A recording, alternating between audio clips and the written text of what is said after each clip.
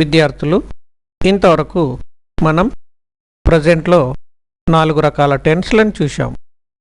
అలాగే పాస్ట్లో కూడా 4 టెన్స్లు ఉన్నాయి.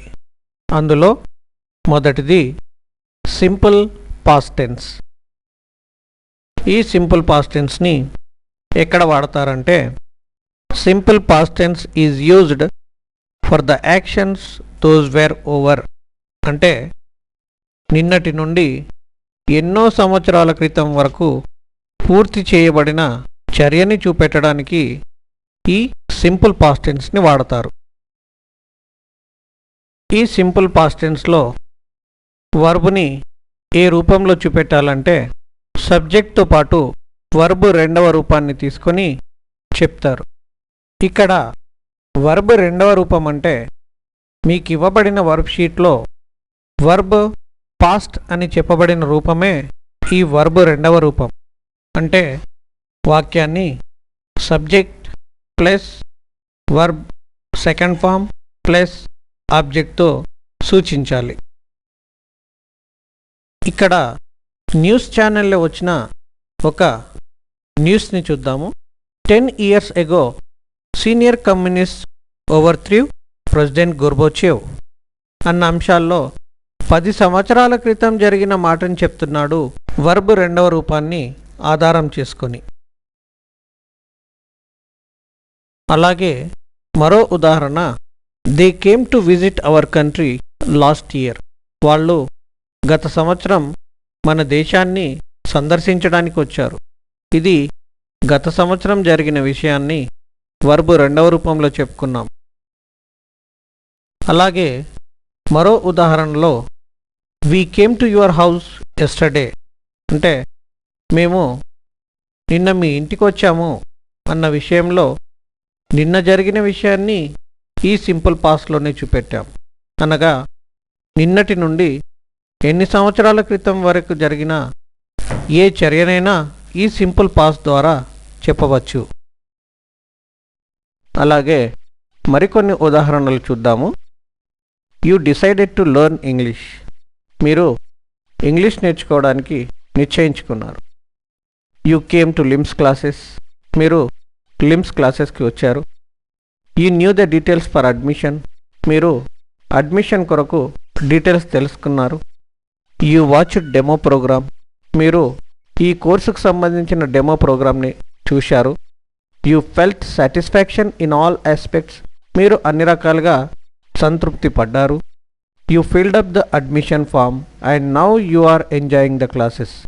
మీరు అడ్మిషన్ ఫామ్ ఫిలప్ చేశారు. ఇప్పుడు మీరు క్లాసులు తీసుకుంటున్నారు.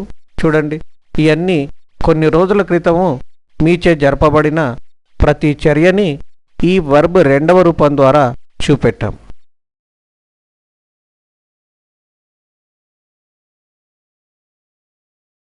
ఇక ఈ ఉదాహరణ చూద్దాము. మేము మా పేరెంట్స్తో పిక్నిక్కి వెళ్ళాము. ఈ వాక్యాన్ని ఇలా చెప్పుకుంటాం. We went to picnic with our parents. ఇక ఇదే వాక్యాన్ని నెగిటివ్లో చెప్పాలి. మేము పిక్నిక్కి వెళ్ళలేదు అని. మరి అలా చెప్పాలి అంటే ప్రతి ఇంగ్లీష్ వాక్యాన్ని నెగిటివ్లో రాయడానికి ఆ వాక్యంలో హెల్పింగ్ వర్బ్ ఉందా అన్న విషయం ముందు మనం గమనిస్తాం. ఇక్కడ సింపుల్ పాస్ట్ టెన్స్లో ఎటువంటి హెల్పింగ్ వర్బ్ రాలేదు. మరి ఈ వాక్యాన్ని నెగిటివ్లో చెప్పాలి అంటే ఇక్కడ డిడెంట్ని సహాయంగా తీసుకుంటాం వాక్యాన్ని నెగిటివ్లోకి మార్చడానికి. మరి దీన్ని ఎలా చెప్పుకుందాము? వి డిడెంట్ వెంట్ టు పిక్నిక్ అని చెప్దామా? మ్యాక్సిమం స్టూడెంట్స్ ఇక్కడ తప్పు చేస్తుంటారు. వాక్యాన్ని నెగిటివ్లో చెప్పడానికి డిడెంట్ని వాడుతూ పక్కనున్న వర్బ్ను కూడా పాస్ట్లో తీసుకుంటారు. ఇది గ్రామర్ పరంగా వాళ్ళు చేసే చాలా పెద్ద తప్పు. ఇక్కడ డిడెంట్ చూపిస్తున్నప్పుడు వర్బ్ని మొదటి రూపంతోనే చూపెట్టాలి, కానీ అక్కడ వర్బ్ని పాస్ట్గా తీసుకోకూడదు. ఎందుకంటే సెంటెన్స్లో ఉన్న ఒక మెయిన్ రూల్ ఏంటంటే ఒకే సెంటెన్స్లో 2 వర్బ్స్ ఎప్పుడు పాస్ట్ రూపాన్ని తీసుకోవు. ఇక ఈ వాక్యాన్ని నెగటివ్లో చెప్పాలి అంటే వి డిడెంట్ గో అని చెప్పడమే గ్రామర్ పరంగా సరి అయిన నెగటివ్. ఇక్కడ మరికొన్ని ఉదాహరణలు చూద్దాము. They didn't win the game. వాళ్ళు ఆ గేమ్ గెలవలేదు. He didn't get the time to look after the plants. అతనికి ఆ మొక్కలు చూసుకోవడానికి టైం దొరకలేదు. అలాగే మరికొన్ని ఉదాహరణలు. I didn't show interest to learn English. నేను ఇంగ్లీష్ నేర్చుకోవడానికి ఎటువంటి శ్రద్ధ చూపించలేదు. My friend didn't waste time like me. నా స్నేహితుడు నాకులాగా టైం వేస్ట్ చేయలేదు. He didn't care the words of anybody. అతడు ఎవరి మాటలు లెక్క చేయలేదు. I didn't imagine such progress in just few days. నేను అంత ప్రగతిని ఆ కొన్ని రోజుల్లో ఊహించలేదు. Later I didn't make late to join in LIMS classes. తర్వాత నేను లిమ్స్ క్లాసెస్లో జాయిన్ కావడానికి ఎటువంటి ఆలస్యం చేయలేదు. సింపుల్ ప్రజెంట్ టెన్స్లో ఏ రకంగా అయితే స్పెషల్ స్ట్రక్చర్స్ని చూశామో అదే రకంగా సింపుల్ పాస్ట్లో కూడా ఈ స్పెషల్ స్ట్రక్చర్స్ని చూద్దాం. సింపుల్ ప్రజెంట్ టెన్స్లో ఒక పనిని చేస్తూ ఉన్నారు అని కంటిన్యూటీని చూపెట్టాం.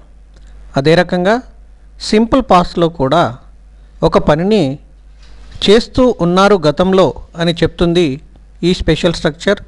Subject plus kept plus verb plus ING plus object. ఇక్కడ ఉదాహరణ గమనిద్దాము. She kept playing all the day. ఆమె రోజంతా ఆడుతూ ఉంది. అలాగే హీ కెప్ట్ థింకింగ్. అతను ఆలోచిస్తూ ఉన్నాడు. He kept watching the TV. అతడు టీవీ చూస్తూ ఉన్నాడు.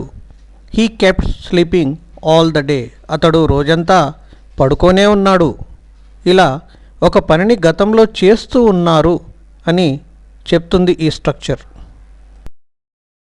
అలాగే ఒక పనిని చేసి పెట్టారు అని చెప్తుంది subject plus kept plus object plus V3. ఇక్కడ ఉదాహరణ గమనిద్దాము. I kept the posters laminated. నేను పోస్టర్స్ లామినేట్ చేసి పెట్టాను. I kept the homework completed. నేను హోంవర్క్ కంప్లీట్ చేసి పెట్టాను. She kept the meals prepared.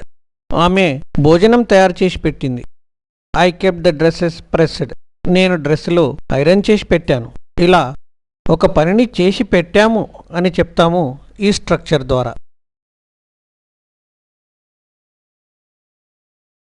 ఇక మరో స్ట్రక్చర్ ఇలా చెప్తుంది. ఒకరిని ఒక పని చేసేలా చేశారు అని చెప్తుంది ఈ స్ట్రక్చర్. ఈ స్ట్రక్చర్ని subject plus made plus object plus verb first form అనే స్ట్రక్చర్లో రాయొచ్చు. ఇక్కడ ఉదాహరణలు చూడండి. I made the kites fly.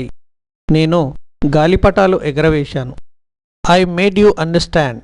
నేను మీకు అర్థమయ్యేలా చేశాను. You made me laugh much. మీరు నన్ను చాలా నవ్వించారు. I made you sit till 7 o'clock. నేను మిమ్మల్ని 7 గంటల వరకు కూర్చోబెట్టాను. ఇలా ఒకరిని ఒక పని చేసేలా చేయడానికి ఈ స్ట్రక్చర్ని వాడతాం.